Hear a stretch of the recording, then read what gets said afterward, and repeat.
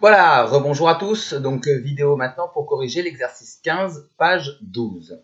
Donc, j'ai déjà commencé à recopier le tableau. Je n'ai recopié que la première partie puisque je vais devoir effacer au fur et à mesure. Évidemment, vous allez normalement recopier tout le tableau et vous l'avez complété. Ici, on ne nous demandait pas de justifier.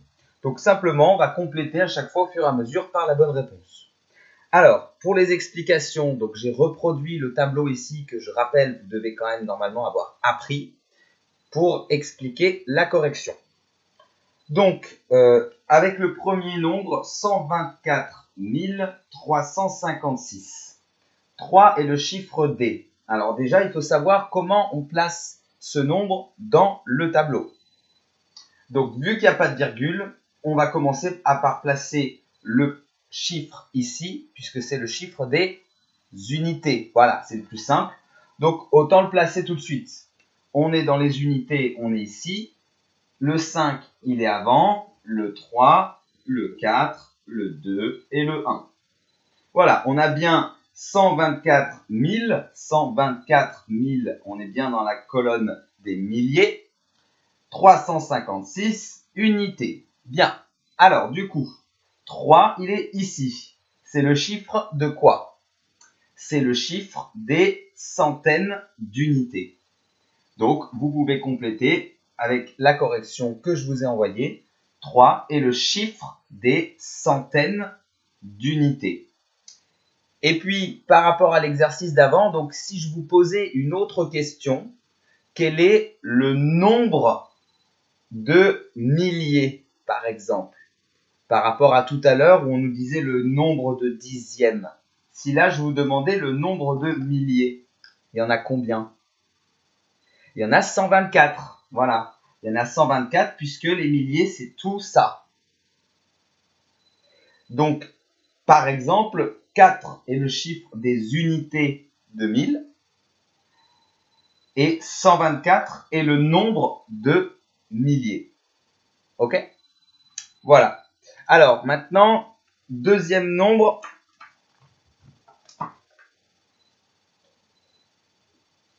C'est 563 quoi?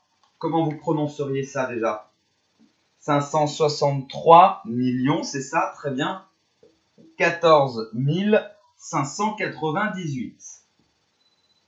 Donc là aussi, il n'y a pas de virgule, on est dans la partie entière. On va commencer à placer tout de suite le 8 dans la partie des unités. Et ensuite, on ira vers la gauche pour compléter tous les autres chiffres. Donc 8, il est ici. 9, 5, 4, 1, 0, 3, 6, 5. Donc le 3, il est là. Il correspond à quoi?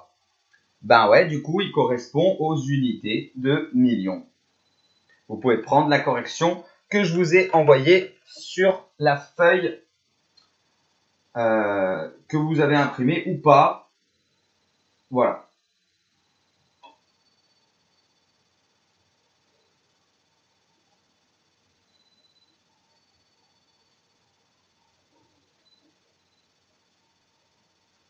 Maintenant, troisième nombre, c'est enfin un nombre avec une virgule, 14,03. Alors là, c'est intéressant puisqu'il y a une virgule. Donc, pareil, on va placer toujours en premier quoi? Le chiffre des unités qui correspond donc à celui qui est toujours juste avant la virgule, le premier qui est dans la partie entière. Donc, le 4, il est là, puisque la virgule est ici. Le 1, il est là. Et ensuite, on a 0 et 3. Donc, le 3, il est là. Il correspond à quoi? Au chiffre des centièmes. Très bien. Vous pouvez prendre la correction. Ensuite, 35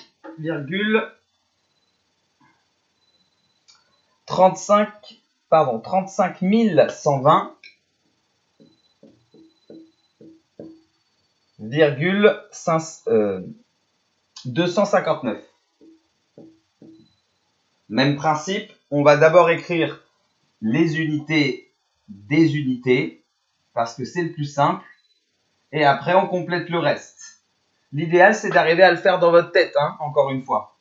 Donc, le 0, on le place avant la virgule, le 2, le 1, le 5, le 3. Et après la virgule, 2, 5, 9. Donc, le 3, il est ici. Il correspond donc aux dizaines, attention à ne pas confondre avec lui, dizaines de milliers. Très bien. Et le dernier maintenant,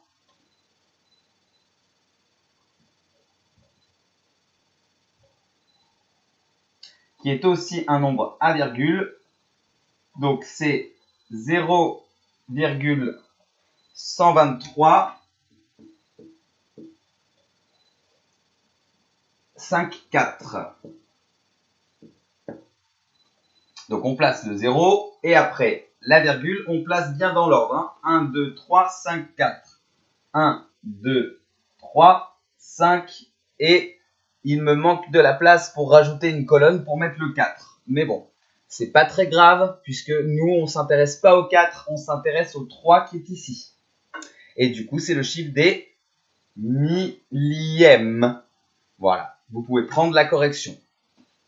Voilà, c'est terminé. Bon courage!